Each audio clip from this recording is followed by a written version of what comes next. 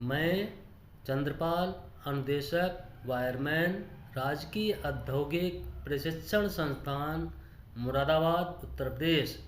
आज की वीडियो में हम इलेक्ट्रिकल फ्यूज का अध्ययन करेंगे। तो सबसे पहले हम ये जानने की कोशिश करेंगे कि फ्यूज क्या होता है। जिस तरह से सर्किट ब्रेकर फॉल्ट की कंडीशन में अपने आप ब्रेक करता है, उसी प्रकार फ्यूज भी एक प्रकार का सुरक्षात्मक उपकरण है जो सर्किट के सीरीज में संयोजित करने पर शॉर्ट सर्किट ओवरलोडिंग की कंडीशन में सर्किट को ब्रेक करता है। अब हम ये अध्ययन करेंगे कि फ्यूज की परिभाषा क्या होती है। Definition of fuse. सामान्यतः फ्यूज एक धातु का छोटा सा टुकड़ा होता है जो सर्किट के श्रेणी क्रम में जुड़ा होता है। यदि सर्किट में एक निश्चित मान से ज़्यादा करंट फ्लो होती है, तब फ्यूज पिघलकर सर्किट को ब्रेक कर देता है। उसे हम फ्यूज कहते हैं या फ्यूज कहलाता है। सर्किट में फ्यूज लगाने के क्या क्या लाभ हैं? इसके अंतर्गत नंबर 1, यह हैवी शॉर्ट सर्किट की स्थिति में बिना आवाज़ किए सर्किट को ब्रेक करता है। नंबर 2, यह सर्किट को ऑटोमेटिक ब्रेक करता है। अगला पॉइंट, फ्यूज एलिमेंट के छोटे साइज सर्किट को ब्रेक करने के लिए उपयुक्त होता है। ऑपरेशन टाइम न्यूनतम मिनिमम होता है।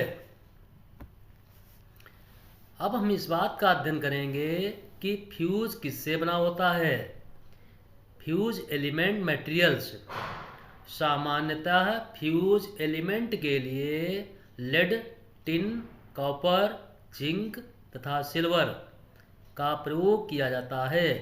कम करंट के लिए टिन या लेड और टिन अर्थात लेड 37% प्लस टिन 63% का मिश्रण प्रयोग किया जाता है।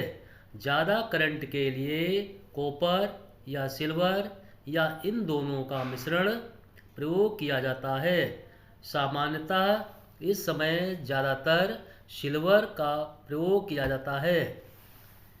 फ्यूजिंग फैक्टर क्या है?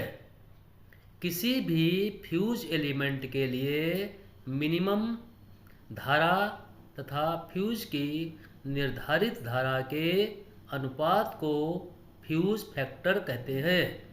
इसका मान हमेशा 1 से अधिक होता है। फ्यूजिंग फैक्टर बराबर मिनिमम यानी कम से कम धारा बटे फ्यूज की निर्धारित धारा बराबर 1। अब हम इस बात का अध्ययन करेंगे कि फ्यूज कितने प्रकार के होते हैं। तो सबसे पहले हम देखेंगे वोल्टेज के आधार पर। नंबर 1, निम्न वोल्टेज लो वोल्टेज फ्यूजेस। इसके अंतर्गत पुनर्तनीय प्रारूपी फ्यूज यानी सेमी इनक्लोज रिवायरेबल फ्यूज, जिसको हम किटकैट फ्यूज भी कहते हैं। अगला पॉइंट, उच्च विदारण क्षमता वाले कारतूसी अर्थात HRC यानी हाई रप्चरिंग कैपेसिटी फ्यूज। अगला पॉइंट, उच्च वोल्टता फ्यूज यानी high voltage fuse. Semi enclose rewirable fuse अर्थात किटकैट फ्यूज, ये क्या होता है? इसका अध्ययन करेंगे। रिवायरेबल फ्यूज को किटकैट टाइप फ्यूज के नाम से जाना जाता है।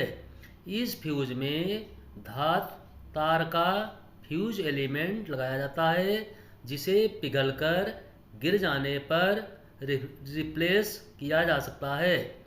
इसमें फ्यूज एलिमेंट प्रायः टिन लेपित तांबे का तार होता है, जिसे फ्यूज कैरियर में दो संपर्क सिरा स्क्रूओं के बीच कस दिया जाता है। उसके बाद फ्यूज कैरियर को फ्यूज बोर्ड पर स्थापित फ्यूज आधार में लगा दिया जाता है। फ्यूज बेस में भी स्थिर संपर्क सिरे होते हैं जिनका संबंध अलग अलग क्रमशः आउटगोइंग तथा इनकमिंग फेज वायर से होता है। इस प्रकार फ्यूज कैरियर तथा फ्यूज बेस के संपर्क सिरे आपस में संयोजित होकर फ्यूज एलिमेंट की सहायता से सप्लाई सिरे को परिपथ सिरे से संयोजित करते हैं। जैसा कि अगला पॉइंट सेमी इंक्लोड रिवायरेबल फ्यूज, इसके क्या क्या लाभ हैं। नंबर 1, इसे सावधानी पूर्वक स्विच ऑन की स्थिति में ही निकाला जा सकता है तथा लगाया जा सकता है। अगला पॉइंट, फ्यूज एलिमेंट को चेंज करने में लगा कॉस्ट बहुत कम होता है। अगला पॉइंट, ये कीमत में अपेक्षाकृत सस्ते होते हैं। अगला पॉइंट, इनकी संरचना सिंपल होती है। अगला पॉइंट, पिघले हुए फ्यूज का स्थानांतरण करने के बाद पुनः इसे काम में लाया जा सकता है। अब हम इस बात का अध्ययन करेंगे कि इस फ्यूज में क्या क्या हानियां हैं। नंबर 1, इस टाइप के फ्यूज की ब्रेकिंग कैपेसिटी कम होती है, अतः इन्हें हाई फॉल्ट की स्थिति में प्रयोग नहीं किया जा सकता है। अब हम HRC फ्यूज का अध्ययन करेंगे कि उच्च विदारक क्षमता वाले इस फ्यूज के अंतर्गत इनका विदारक क्षमता 66 kV से 500 मिलीवोल्ट एम्पियर तक होती है। इसलिए इन्हें कारतूसी प्रारूपी उच्च विदारक क्षमता वाले फ्यूज कहते हैं। इसकी मुख्य विशेषता यह है कि शॉर्ट सर्किट फ्यूज फॉल्ट के अंतर्गत एक निश्चित समय तक उच्चतम धारा प्रवाह की क्षमता रखते हैं। यदि इस निश्चित समय के अंतर्गत शॉर्ट सर्किट फॉल्ट स्वतः ठीक हो जाता है तब फ्यूज पिघलकर नष्ट नहीं होता है, परंतु यदि फॉल्ट ठीक नहीं होता है तब फ्यूज पिघलकर नष्ट हो जाता है। इस प्रकार परिपथ में धारा का मान शून्य हो जाता है। इस फ्यूज के क्या क्या लाभ हैं, इस बात का भी हम अध्ययन करेंगे। नंबर 1, इसकी ऑपरेशन स्पीड सबसे अधिक होती है। नंबर 2, इसकी मेंटेनेंस की आवश्यकता नहीं होती है, अर्थात इस फ्यूज को हम मरम्मत नहीं कर सकते हैं। अगला पॉइंट, यह एक विश्वसनीय सुरक्षात्मक उपकरण है।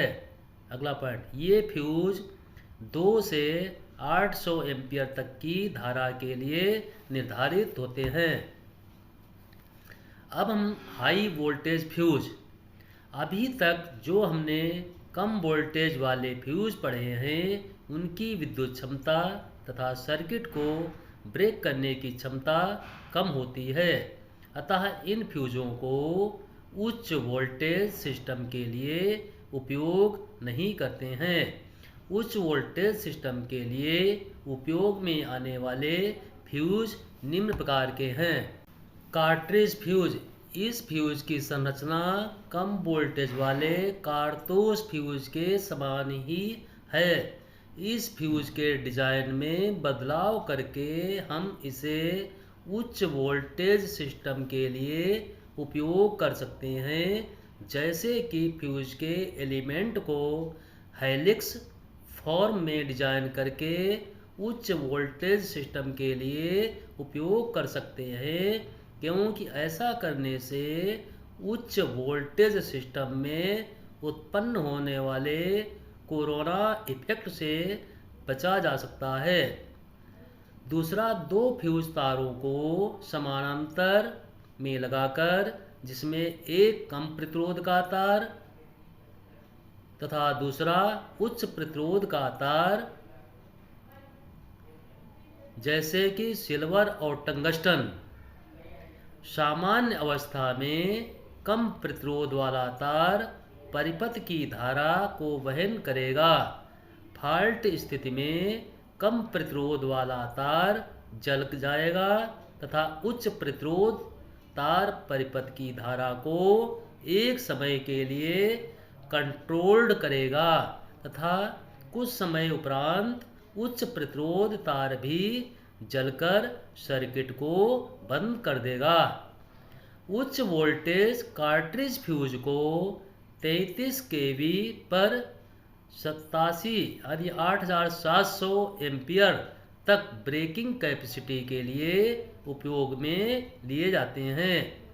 6.6 kV पर 200 एम्पियर के लिए तथा 11 kV पर 50 एम्पियर ब्रेकिंग कैपेसिटी के फ्यूज उपलब्ध हैं। अगला पॉइंट आता है लिक्विड फ्यूज। लिक्विड फ्यूज क्या होता है, इस बात का हम अध्ययन करेंगे। इसके अंतर्गत इन फ्यूजों के अंदर कार्बन टेट्राक्लोराइड के सॉल्यूशन को उपयोग में लाया जाता है। इन फ्यूजों की बहुत अधिक रेंज उच्च वोल्टेज सिस्टम में उपलब्ध है। इन फ्यूजों को परिपथ में 100 एम्पियर पर 132 kV के लिए तथा 6100 यानी 6100 एम्पियर तक परिपथ में अर्थात सर्किट में उपयोग में लाया जा सकता है। जैसा कि हमने इस चित्र में दिखाया है कि लिक्विड टाइप फ्यूज कैसा होता है। इस फ्यूज में एक ग्लास ट्यूब होती है जिसके अंदर कार्बन टेट्राक्लोराइड का सॉल्यूशन घोल भरा रहता है तथा ट्यूब के दोनों सिरे ब्रॉस कैप के द्वारा सील्ड होते हैं। फ्यूज तार का एक सिरा सील्ड होता है तथा दूसरा सिरा फॉस्फर ब्रोंज स्पिरल स्प्रिंग द्वारा ग्लास ट्यूब के दूसरे सिरे से जुड़ा रहता है। जैसे ही परिपथ के अंदर धारा का मान अधिक होता है उस समय फ्यूज तार जल जाता है। फॉस्फर ब्रोंज स्पिरल स्प्रिंग उस जले हुए फ्यूज तार को अपनी तरफ खींच लेती है जिसके कारण आर्क तुरंत बुझ जाती है। इस प्रकार आज हमने इलेक्ट्रिकल फ्यूज क्या होते हैं और कितने प्रकार के होते हैं, उनका हम कैसे प्रयोग करते हैं, इस चीज़ का अध्ययन किया। अगली वीडियो में हम किसी नए अर्थात दूसरे टॉपिक के साथ उपस्थित होंगे।